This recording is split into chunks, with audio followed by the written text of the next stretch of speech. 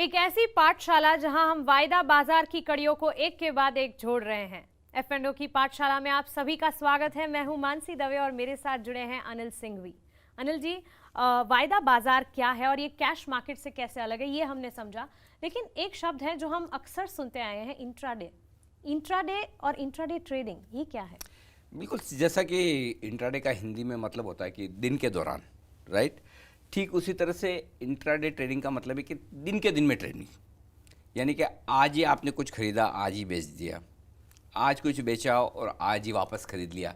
तो जो ट्रेडिंग का समय है 9:15 बजे से 3:30 बजे के बीच में, उसी के दौरान आपने ट्रेडिंग की, शेयर खरीदा बेचा, अकाउंट क्लियर, जो भी प्रॉफिट या लॉस आया, लिया या दिया ब्रोकर के जरिए, बस उसे इंट्राडे ट्रेडिंग कहते हैं। यानी कि आप जो शेयर खरीद रहे हैं उसे कल के लिए या आने वाले समय के लिए नहीं रख रहे हैं।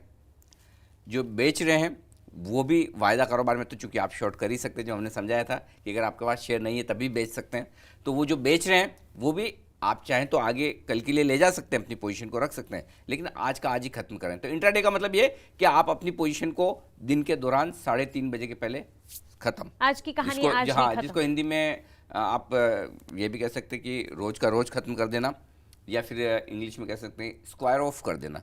यानी आपकी जो भी ट्रेडिंग पोजीशन है, जो भी सौदा आपने किया है, वो स्क्वायर ऑफ यानी आज ही खत्म। आसान भाषा में समझें तो रोज का रोज खत्म करें, स्क्वायर ऑफ करें, इसे इंट्राडे ट्रेडिंग। अनिल जी, जब हम वायदा बाजार की बात कर रहे हैं तो यहाँ पर इंट्राडे ट्रेडिंग जो है वो अनुभवी निवेशक को ही करनी चाहिए, क्या ऐसा जरूरी है? देखिए, निवेशक तो ट्रेडिंग करता ही नहीं है अनुभवी ट्रेडर आप कह सकती है, क्योंकि ट्रेडर और इन्वेस्टर में बड़ा फ़र्क है। जाहिर सी बात है कि इन्वेस्टर तो लंबे समय के लिए पैसा लगाता है, शेयर खरीदता है, डिलीवरी लेता है, अपने डीमैट अकाउंट में रखता है, फिर लंबे वक्त तक इंतज़ार करता है उसके भाव बढ़ने का। लेकिन जो कुछ वायदा कारोबार में होता है वो ट्रेडिंग होती है। एक्सेप्ट कि आप बड़े फंड हैं या बहुत बड़े इन्वेस्टर हैं और हेजिंग करने के लिए आज से कर रहे हैं, तब तो एक अलग बात है। लेकिन आमतौर पर जो लोग देखते हैं वायदा कारोबार को, उन्हें आप एक तरह से ट्रेडर ही मान सकती हैं, ट्रेडर ही कह सकती हैं। तो हाँ, क्या ये अनुभवी लोगों का काम है? बिल्कुल है, क्योंकि ट्रेड करना आसान नहीं है। सबको क्या लगता है कि ट्रेडिंग करेंगे, थोड़े पैसे में बड़ी पोजीशन बना लेंगे, क्योंकि वायदा कारोबार में आपको सपोज 5 लाख रुपए की पोजीशन लेनी है, तो 5 लाख तो देने नहीं होते जी, लाख 1.5-2 लाख से काम चल जाता है जी।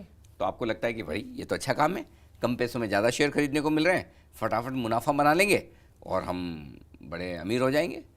इतना आसान होता तो फिर बात ही क्या थी मानसी, फिर तो सभी लोग ट्रेडिंग ही करते, बाकी सब काम छोड़ के। तो इसलिए ट्रेडिंग करना आसान काम नहीं है, अनुभवी ट्रेडर्स का काम है। इनफैक्ट बहुत सारे ऐसे इन्वेस्टर्स हैं जो ट्रेड करने जाते तो अपना हाथ जला बैठते हैं जी। बहुत सारे ट्रेडर्स हैं जो इन्वेस्ट करने की कोशिश करते हैं तो नहीं कर पाते हैं। तो हर एक की एक माइंड सेट, टेम्परामेंट है। ट्रेडिंग करने वालों की अलग माइंड सेट है और इन्वेस्टमेंट करने वालों की माइंड सेट अलग तरह की होती है। तो जो लोग अनुभवी है, ट्रेड करना जानते हैं, छोटे छोटे मुनाफे में आराम से घूम गए, प्रॉफिट ले लिया, नुकसान हो रहा है तो स्टॉप लॉस लगाकर निकल गए, ये सारी चीज़ें होती है ट्रेडिंग में जो अनुभवी लोगों के लिए है। जी, तो इस लिहाज से हमें समझना चाहिए कि अगर आप ट्रेडर हैं तो इन्वेस्टर की तरह ना सोचें और अगर इन्वेस्टर है तो ट्रेडर की तरह ना सोचें। करेक्ट जी। तो अगर F&O की बात करें, वहां पर इंट्राडे ट्रेडिंग होती है या फिर पोजीशन लेकर लंबी अवधि के लिए निवेश किया जाता है? दोनों ही तरह से कर सकते हैं। देखिए, निवेश तो होता ही नहीं है F&O में। एक चीज़ समझ लीजिए, निवेश करना है तो आप कैश मार्केट में पूरे पैसे दीजिए, शेयर खरीदिए, अपने डीमैट अकाउंट में रख लीजिए, वो डिलीवरी वाला काम है। F&O में आप क्या कर सकते हैं, या तो आप इंट्राडे ट्रेड कर लें या थोड़े लंबे समय के लिए पोजिशनल ट्रेड, जिसे एक तरह से कह सकते हैं कि आपने 2-5 दिन, 7 दिन, 15 दिन, महीने भर के लिए ट्रेड किया, उसे आप कह सकते हैं कि हाँ, F&O के लिए महीने भर का ट्रेड भी लॉन्ग टर्म मान सकते हैं हम कि ये लंबा है, क्योंकि F&O वाले तो हर महीने, हर घंटे 2 घंटे में ही ट्रेड खत्म कर लेते हैं। कुछ लोग होंगे तो ज़्यादा से ज़्यादा 1-2 दिन के लिए करेंगे। तो अगर किसी ने पूरे महीने भर के लिए भी ट्रेड कर लिया तो ऐसा लगता है अरे भाई इतने लंबे समय के लिए ट्रेड कर रहे हो। तो बेसिकली F&O में आप दोनों तरीके से कर सकते हैं, छोटे समय के लिए भी ट्रेड, मिनटों के लिए ट्रेड, दिनों के लिए ट्रेड, और ज़्यादा से ज़्यादा कुछ हफ्तों के लिए भी। अनिल जी, इंट्राडे पोजीशन ले ली तो उसे निपटाएं कैसे, रिस्क कैसे बुक करें? देखिए, इंट्राडे पोजीशन में तो आपको पता है कि आपको या तो 3:30 बजे के पहले ट्रेड अपना ख़त्म कर लेना है, क्योंकि आपको दिन के बाद रखनी नहीं है। जी। तो या तो आपका टारगेट आ जाए उससे पहले तो प्रॉफिट बुक कर लीजिए। कभी कभी क्या होता है कि आप सोचते कि आपने कोई स्टॉक 100 रुपये में ख़रीदा है, आपको लगता है दिन के दौरान 104 हो जाएगा तब मैं बेचूंगा, नहीं हुआ 102 हो गया, 101 हो गया, 104 3 हो गया, जो प्राइस मिले आप 3 सवा 3 बजे तक, ज़्यादा से ज़्यादा अगर आपको बहुत लास्ट तक इंतज़ार करना है जी। 3:25 तक कर लीजिए, लेकिन बेच दीजिए। अगर वैसा नहीं होता है तो आपको स्टॉप लॉस रखना चाहिए, जो हम आगे विस्तार से चर्चा करेंगे कि स्टॉप लॉस होता क्या है, और वो हर वायदा कारोबार के ट्रेडर को समझना ज़रूरी है। या फिर आपको पता होना चाहिए कि मुझे इस ट्रेड में इससे ज़्यादा नुकसान नहीं करना है। तो ये सिंपल तरीका है, या तो अपना टारगेट आए तब प्रॉफिट बुक कर लीजिए, या स्टॉप लॉस रखिए, और नहीं तो टाइम की लिमिट रखिए कि भाई मैं 3 बजे बाद, सवा 3 बाद, 3:20 3:25 के बाद पोजीशन नहीं रखूँगा। दिन खत्म होने के बाद जब मैंने पोजीशन अपनी सेटल करने की कोशिश की तो मुझे पता कैसे चलेगा कि मुझे कितना मुनाफा हुआ है? अरे आपको नहीं पता चलेगा तो किसको चलेगा? आपका प्रॉफिट, आपका लॉस आपको रियल टाइम बेसिस पे भी चलेगा। अच्छा। उसके लिए दिन के अंत तक इंतज़ार करने की ज़रूरत नहीं, क्योंकि समझिए आपने एक लॉट खरीदा है जिसमें 500 शेयर और 100 रुपये का दाम है, जी। ठीक है, और अगर उसका दाम घटकर 98 रुपये रह जाता है तो आपको तुरंत ही, यानी 2 रुपये का नुकसान हो रहा है, 500 शेयर का लॉट है, यानी कि आपके लिए सिंपल 1000 रुपये का नुकसान, आपका मार्क टू मार्केट लॉस जिसको कहते हैं M2M लॉस, वो आपको दिखना शुरू हो जाएगा, आपकी स्क्रीन पर आएगा। और अगर आप अपनी पोजीशन को ख़त्म करते हैं तो आपके लिए दिन के अंत में भाई आपका 2000 रुपये का नुकसान हो गया। इसके विपरीत अगर आपने 4 रुपये ऊपर बेचा है तो आपके लिए उसी तरह से 2000 रुपये का प्रॉफिट हो गया। अगर आपने 2 रुपये नीचे बेचा तो 1000 रुपये का नुकसान हो गया। तो बेसिकली आपको बिल्कुल आराम से पता चलेगा, लाइव भी आपने पोजीशन ले ली और आपने नुकसान बुक नहीं किया या प्रॉफिट बुक नहीं किया, तब भी आपको मार्क टू मार्केट बेसिस पे भी पता चलेगा। और जैसे आपने ट्रेड खत्म किया दोनों तरफ का, जी। तो आपका जो मार्क टू मार्केट प्रॉफिट या लॉस होता है वो तब तक होता है जब तक आपकी ट्रेडिंग पोजीशन खुली है। जैसे आप अपनी ट्रेडिंग पोजीशन बंद कर देते हैं, ख़त्म कर देते हैं, उसे बुक्ड प्रॉफिट या बुक लॉस कह देते हैं। तो चलिए, इंट्राडे ट्रेडिंग के बारे में हमने समझा, इसमें प्रॉफिट या लॉस कैसे बुक करना है इसके बारे में समझा। आगे चलकर ऐसे ही किसी इंटरेस्टिंग फैक्ट के बारे में हम समझेंगे। नमस्कार।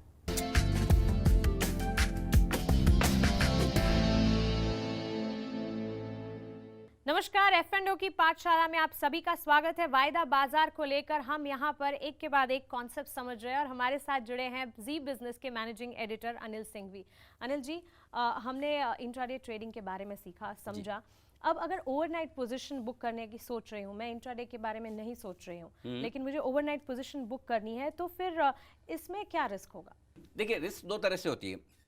दिन के दौरान क्या होता है, सपोज आपने 9:15 बजे बाजार खुले, आपने 9:30, 10, 10:30, 11 बजे कोई पोजीशन ली और आपको लगता है कि भाई आज ही मेरा पैसा बन रहा है या पैसा नहीं भी बन रहा है, नुकसान हो रहा है और मुझे रखना नहीं है कि ख़त्म करो, तो आपने 3:30 बजे के पहले पहले कभी भी आपने उस पोजीशन को ख़त्म कर दी, तो आपका हिसाब क्लियर।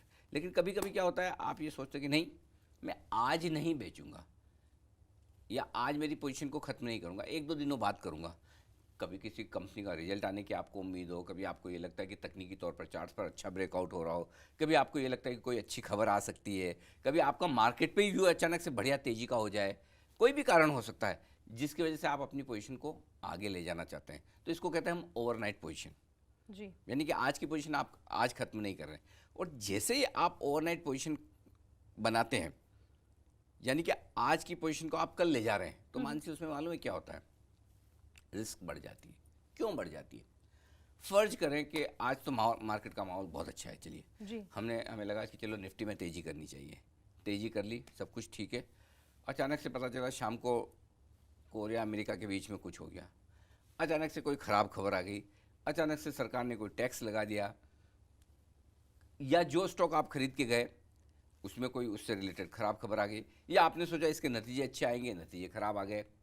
और उसी तरह से अगर आपने शॉर्ट किया और कोई अच्छी खबर आ गई हो, तो ये आती है मार्केट बंद होने के बाद। अगर तो नेक्स्ट डे जब बाजार खुलेगा तो ये शेयर या तो बहुत ऊपर खुलेगा या बहुत नीचे खुलेगा, तो वो रिस्क आपके हमेशा रहती है। इसलिए दिन के दौरान ट्रेडिंग करने में मुनाफा होने के चांसेस भी कम है, तो नुकसान होने के चांस भी कम। नुकसान होगा तो सीमित ही होगा, मुनाफा होगा तो सीमित होगा।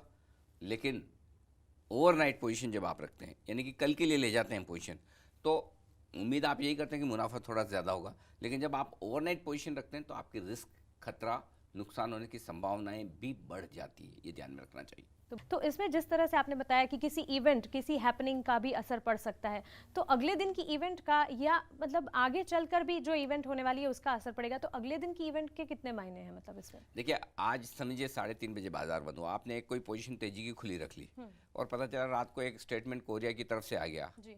या ट्रम्प साहब ने कोई ऐसा ट्वीट कर दिया जिससे नेक्स्ट डे सुबह सुबह बाजार का मूड खराब और आपने तेजी कर रखी है, तो क्या होगा समझ लीजिए, नुकसान ही होगा। जी। तो ये रिस्क रहती है कि, और आपको पता थोड़ी ट्रम्प साहब आपको पूछ के थोड़ी ट्वीट करेंगे है ना। और जनरली होता ही है जनरली कि खराब खबर ही ज़्यादा आती है और बाजार खराब खबर पर ही रिएक्शन देता है, और आमतौर पर ट्रेडर जो होते हैं वो तेजी की पोजीशन ही बनाते हैं। अच्छा। आमतौर पर जो कम समझदार ट्रेडर्स हैं, क्योंकि शॉर्ट पोजीशन बनाने वाले या तो फंड्स होते हैं जिनके पास डिलीवरी है, शेयर हैं, तो उनके सामने वो हेजिंग कर रहे हैं, या फिर बड़े समझदार स्किल ट्रेडर होते हैं जी। वो शॉर्ट बनाते हैं। तो इसलिए तेजी करने वाले ट्रेडर्स जो आमतौर पर तेजी करते हैं उनके लिए ये खतरा हमेशा बना रहेगा कि रात को कोई ऐसी खबर आ जाए, वीकेंड पर कोई ऐसी खबर आ जाए, या जब नेक्स्ट बाजार जब भी खुले तो वो आपका कैलकुलेशन बिगाड़ सकती है, तो थोड़ा लॉस हो सकता है। जी, मैं ये समझ पा रही हूँ कि आप जब बोल रहे हैं आमतौर पर जो है ट्रेडर्स जो है वो तेजी की ही पोजीशन बनाते हैं, हम दिमाग में यही सोचते हैं कि ये स्टॉक बढ़ेगा, कभी ये नहीं दिमाग में सोच के चलते कि शायद ये स्टॉक कल घट सकता है। या होता क्या है कि देखिए, अगर आप पॉजिटिव नहीं है, ऑप्टिमिस्ट नहीं है, अगर आप फ्यूचर के बारे में अच्छा नहीं सोच रहे हैं, तो आप इन्वेस्टर बनेंगे ही क्यों? जी बिल्कुल। आप किसी भी में, शेयर बाजार ही छोड़िए ना, आप गोल्ड में, प्रॉपर्टी में, कहीं और इवन एफडी में पैसा लगाते तो यही सोच के लगाते हैं ना मेरा पैसा बढ़ेगा, जी जी, इसीलिए इन्वेस्ट कर रहे हैं ना। तो इन्वेस्टमेंट करने की शुरुआत करने के लिए बेसिक क्वालिफिकेशन तो ये है कि आप अंदर से पॉजिटिव होने चाहिए जी। अगर आप अंदर से पॉजिटिव ही नहीं है तो कहीं पैसा भी क्यों लगा रहे हैं? फिर तो कैश निकाल के अपने तकिए के नीचे आराम से लगा के सोइए। तो इसीलिए आमतौर पर इन्वेस्टर जो होते हैं या ट्रेडर जो होते हैं, और वायदा कारोबार के ट्रेडर आमतौर पर खरीदना पसंद करते हैं और खरीद कर ट्रेड करते हैं, लेकिन पैसा कमाना इतना आसान है नहीं, वो ओवरनाइट रिस्क हमेशा रहती है। तो आपने जैसे बोला रिस्क तो है ही, तो इस रिस्क को मतलब किसी तरह से कम किया जा सकता है, कोई सोच ऐसी बनाकर? देखिए, वैसे तो वायदा कारोबार में जब आप ट्रेड कर रहे हैं तो आप ये मानकर चलें कि कैश मार्केट में डिलीवरी लेकर इन्वेस्टमेंट करने से ज़्यादा रिस्क है, लेकिन फिर भी कुछ हद तक आप अपनी रिस्क को मैनेज कर सकते हैं। कैसे? अगर आपने स्टॉक का कोई फ्यूचर खरीदा या बेचा है जी, तो उसके सामने आप निफ्टी या बैंक निफ्टी के साथ उसके हेज कर सकते हैं। मसलन आपने LNT खरीदा है और आपको लगता है LNT में तेज़ी होनी चाहिए, लेकिन आपको बाज़ार के बारे में थोड़ा सा डाउट है कि बाज़ार चले ना चले पता नहीं, तो आपने जो LNT खरीदा उसके सामने प्रोपोर्शन बनाकर उसके सामने उसके आसपास की वैल्यू का निफ्टी शॉर्ट कर सकते हैं। तो अगर बाज़ार ख़राब होगा तो निफ्टी जाएगा, लेकिन आपका भरोसा LNT पर है, LNT भी जाएगा, लेकिन फिर आपका नुकसान लिमिटेड होगा क्योंकि निफ्टी के गिरने से आपको थोड़ा प्रॉफिट बनेगा। करेक्ट? ठीक उसी तरह से अगर आप कोई शॉर्ट कर रहे हैं तो सामने इसी तरह से हेजिंग कर सकते हैं। दूसरा हेजिंग करने का तरीका ये कि अब आपको हिंदुस्तान के बाजार तो समझ में आते हैं, अमेरिका समझ में नहीं आता। बिल्कुल। पता चला कि आज रात को अमेरिका में कुछ और ही हो गया, तो ऐसी सिचुएशन में हमारे बाजारों में डाउ फ्यूचर्स भी लिस्टेड है। आप चाहें तो डाउ फ्यूचर्स में खरीदारी या बिकवाली करके अपने पोर्टफोलियो को, अपने स्टॉक को या आपकी ट्रेडिंग पोजीशन को हेज कर सकते हैं। कर तो सकते हैं, लेकिन एक्चुअली बताऊं मैं मानसी आपको, करता कोई नहीं। अच्छा। ये सब भाषण के लिए ठीक है, बात करने के लिए ठीक है, हेजिंग कर लें। हर एक को क्या लगता है, अरे एक दिन में क्या होने वाला है, आज ले लेता हूँ ना LNT, कल तो बिक ही जाएगा।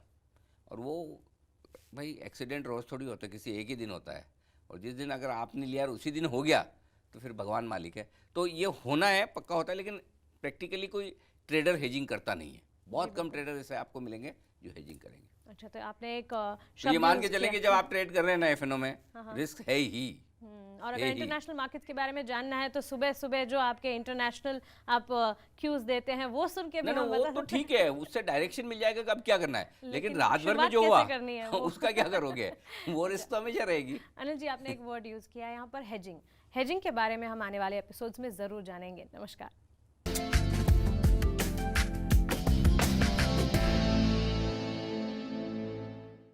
नमस्कार, F&O की पाठशाला में आप सभी का स्वागत है। यहाँ आपको मिलेंगे वायदा बाजार से रिलेटेड हर मुश्किल सवाल के जवाब। मैं हूँ मानसी दवे और मेरे साथ जुड़े हैं जी बिजनेस के managing editor Anil Singhvi. Anil ji, trade पर लक्ष्य क्या रखना चाहिए? टारगेट जी, ज़्यादा से ज़्यादा जितना कमा पाओ पूरा लूट लो एक ही दिन में। लेकिन वैसे सुना तो है टारगेट ये रखे, टारगेट वो रखे, लेकिन इसमें माइंडसेट किस तरह से बनाया जाए? ये सबसे मुश्किल काम है, और ये काम इसलिए मुश्किल है कि हर आदमी का अपना अपना अलग तरीका होता है ट्रेड करने का और टारगेट रखने का। तो अगर आप एक ट्रेडर ऐसे हैं जो अंदाज से ही ट्रेड कर रहे हैं जी, कि ये ले लेता हूँ बढ़ जाएगा, तो फिर आपको अंदाज से ही निकलना है। आप ऐसे ट्रेडर हैं जो टेक्निकल्स चार्ट्स देखकर या किसी चार्टिस्ट की सलाह पर कर रहे हैं, राइट, तो फिर आपको वो देखना होगा कि चार्ट पर क्या लेवल्स आ रहे हैं, स्टॉक कहाँ तक जा सकता है, पहला लेवल क्या है, दूसरा क्या है, तीसरा क्या है, अलग अलग लेवल्स होते हैं, तो वो लेवल्स आप रख सकते हैं। तो बेसिकली इसका कोई फॉर्मूला नहीं है। अगर आप बिना किसी फॉर्मूले के, बिना किसी स्टडी के अंदाज से ट्रेड कर रहे हैं, तो फिर आपको अंदाज से निकलना। बहुत सारे लोग होते हैं, अच्छा 101 में ले ले, 103 में डाल दे, वाह ठीक है मुझे इतना ही कमाना है। कुछ चार्टिस्ट होंगे कि अरे ये 101.50 के ऊपर निकलेगा तब ये चार्ट पे बाय सिग्नल आ जाएगा, मैं तब खरीदूंगा, तब मेरा 100 रुपये का स्टॉप लॉस है, 104 रुपये 75 पैसे का टारगेट है, तो वहाँ मैं बुक करूँगा। तो ये डिपेंड इस बात पर करता है कि आप ट्रेडिंग किस तरीके से कर रहे हैं। पॉइंट सिंपल है मानसी, अगर आप चार्ट देख कर रहे हैं, किसी और की सलाह पर कर रहे हैं, अपनी खुद की गट फीलिंग अपने मन से कर रहे हैं, जिसकी भी सुन के आप कर रहे हैं उसे फॉलो ज़रूर करें। ओके, मतलब आप एक किसी भी तरह से आप अगर निवेश कर रहे हैं, लेकिन टारगेट, एक लक्ष्य को दिमाग में ज़रूर रखा जाए। टारगेट की तो बात हो गई। स्टॉप लॉस एक ऐसा वर्ड है जो स्टॉप लॉस भी हम सुनते हैं, इसके फ़ायदा, मतलब स्टॉप लॉस रखने के फ़ायदे क्या है? स्टॉप लॉस से नुकसान है, क्योंकि जैसे आपका स्टॉप लॉस ट्रिगर हो गया यानी कि नुकसान पक्का, लेकिन फिर भी ये फ़ायदे का सौदा है। क्यों? क्योंकि एक तरफ आप कहेंगे अरे स्टॉप लॉस लगाया, नुकसान हो गया, तो फ़ायदा कैसे हुआ? हो सकता है आपका नुकसान अगर आप स्टॉप लॉस नहीं लगाते तो बहुत ज़्यादा भी हो सकता था। अब स्टॉप लॉस क्या है वो समझ लीजिए। आपने कोई भी ट्रेडिंग पोजीशन ली और वो ट्रेडिंग पोजीशन, सपोज आपने कोई शेयर 100 रुपये में ख़रीदा इस उम्मीद में कि 105 हो जाएगा, और ज़्यादातर केस में ऐसा होता ही है कि जो आप सोचे वैसा नहीं होता, उसका उल्टा होता है। तो आपको सौदा करते वक्त ये दिमाग में बिठा लेना है कि इस ट्रेड में मुझे इससे ज़्यादा पैसा नहीं तोड़ना है, इससे ज़्यादा नुकसान नहीं करना है। वो इन टर्म्स ऑफ प्राइस हो सकता है, इन टर्म्स ऑफ मनी हो सकता है। प्राइस कैसे कि मैंने 100 रुपये में शेयर खरीदा, 98 या 97 के नीचे जाएगा तो मैं बेच दूंगा। इन टर्म्स ऑफ मनी हो सकता है कि भाई मुझे इस एक ट्रेड में 25,000, 50,000 या लाख रुपये से ज़्यादा का या 5,000 रुपये से ज़्यादा का नुकसान नहीं करना है। जो भी आपका अमाउंट हो वो आप डिसाइड कर लीजिए, और उस प्राइस के नीचे जाए तो सिस्टम में एक फैसिलिटी है स्टॉप लॉस डालने की। ओके, यानी कि आप कोई भी ट्रेड करें, एक आप ऑर्डर पंच कर सकते हैं कि अगर ये शेयर 98 रुपये पर ट्रेड हो जाए या इसके नीचे ट्रेड होने लगे तो मेरा स्टॉक बिक जाए। तो स्टॉप लॉस से ये फ़ायदा है, एक तो ये कि आपको पता है कि मेरा नुकसान इतना ही होना है। दूसरा, एक कई बार क्या होता है कि अचानक से शेयर बहुत गिर जाता है, बहुत बढ़ जाता है, तो आपकी जो पोजीशन है उस पोजीशन के विपरीत अगर शेयर चलने लगे तो आपका नुकसान लिमिटेड हो। तो आपको ट्रेड करना आए या ना आए मानसी, वो इम्पोर्टेंट नहीं है।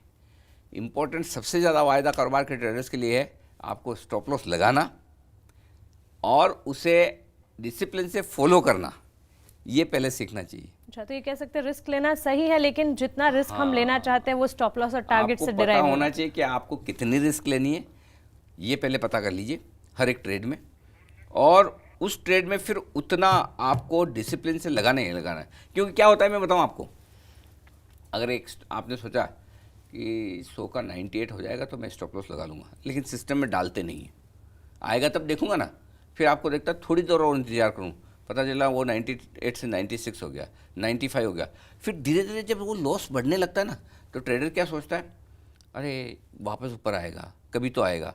वो फिर 100 वाला 90, 90 वाला 85, 85 वाला 80 कब हो जाता पता नहीं चलता।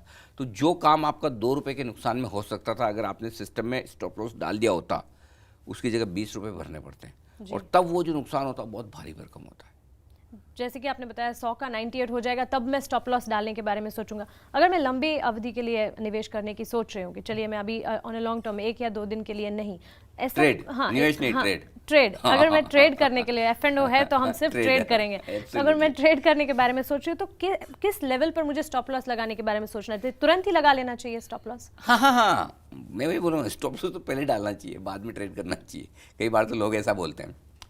स्टॉप लॉस क्यों लगाना चाहिए? देखिए, और एक और चीज़ इसमें ये भी मान से समझने वाली कि दिन के दौरान तो आपको पता है कि आपने ये स्टॉप लॉस डाल दिया करें। कई बार क्या होता है कि आप जब ओवरनाइट पोजीशन रखते हैं, अगले दिन के लिए ले जाते हैं, तो किसी दिन बड़ा गैप से ऊपर या नीचे स्टॉक खुल सकता है या इंडेक्स खुल सकता है, और आपको अचानक से जितना आपने सोचा उससे ज़्यादा नुकसान भी हो सकता है। तो वायदा कारोबार की रिस्क यही है कई बार आप सोचते हो कि ठीक है मैंने 2% का स्टॉप लॉस दिमाग में रखा हुआ है, लेकिन नेक्स्ट डे अचानक से बहुत ही ऊपर नीचे खुल गया और वो ट्रिगर नहीं हुआ तो ज़्यादा नुकसान भी हो सकता है। तो स्टॉप लॉस कितना रखना चाहिए ये हर एक इंडिविजुअल पे डिपेंड करता है जी। कि आपने क्या सोचकर ट्रेडिंग पोजीशन बनाई है, क्या सोचकर आप उस स्टॉक में पोजीशन होल्ड करना चाहते हैं, कितना टारगेट रखना चाहते हैं, कितना स्टॉप लॉस रखना चाहते हैं। ये हर एक अलग अलग, एक ही पोजीशन में आपका स्टॉप लॉस टारगेट अलग हो सकता है, मेरा अलग हो सकता है, किसी और का और अलग हो सकता है।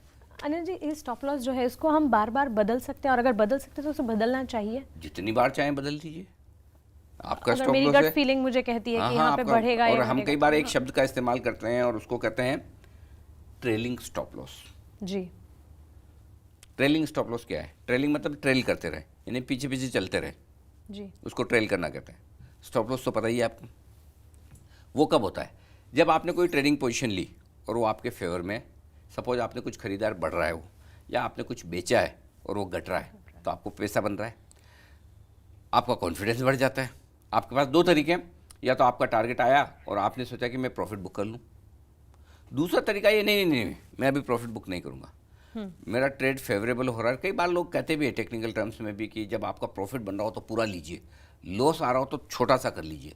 तो मैं क्या ऐसा करूं जिससे मेरा प्रॉफिट और बनने की संभावना है तो बनता रहे और नुकसान सीमित हो। तो जो समझिए आपने 100 रुपये में कोई शेयर खरीदा, उसका दाम 103 हो गया, आपने टारगेट रखा था 104 का, तो अब आप क्या करेंगे कि स्टॉप लॉस आपने 98 का रखा था, क्या मैं अपना स्टॉप लॉस आगे बढ़ाकर 100 रुपये कर लूँ, 101 कर लूँ, 102 कर लूँ, ताकि कम से कम मेरा प्रॉफिट बचा रह जाए या मेरा प्रिंसिपल का नुकसान ना हो। क्योंकि आपका जो 100 वाला 103 हुआ, हो सकता है वापस वो 100 भी हो जाए, वापस 98 भी हो जाए, और पता चला आपका स्टॉप लॉस ट्रिगर हो गया, कहाँ आपको 3 रुपये का मुनाफा मिलना था, उसकी जगह 2 रुपये का नुकसान हो गया। तो इसके लिए आपको ये करना चाहिए कि अपने स्टॉप लॉस को धीमे धीमे ऊपर की तरफ शिफ्ट करते रहें, ताकि आपका प्रॉफिट प्रोटेक्ट रहे, नुकसान ना हो। अच्छा, और चाहे लॉन्ग टर्म हो या शॉर्ट टर्म हो, उससे कोई टारगेट फर्क और नहीं पड़ता। स्टॉप लॉस मेंटेन हाँ, करके आपके चलना टारगेट चाहिए। आपको बदलने बदलिए, टारगेट नहीं बदलने तो स्टॉप लॉस बदलते चलिए। तो टारगेट और स्टॉप लॉस वायदा बाजार के एक अहम नियम है, ये हमने इस बार जाना। आगे ऐसे ही कॉन्सेप्ट्स लेके आएंगे, आप बने रहे हमारे साथ। नमस्कार।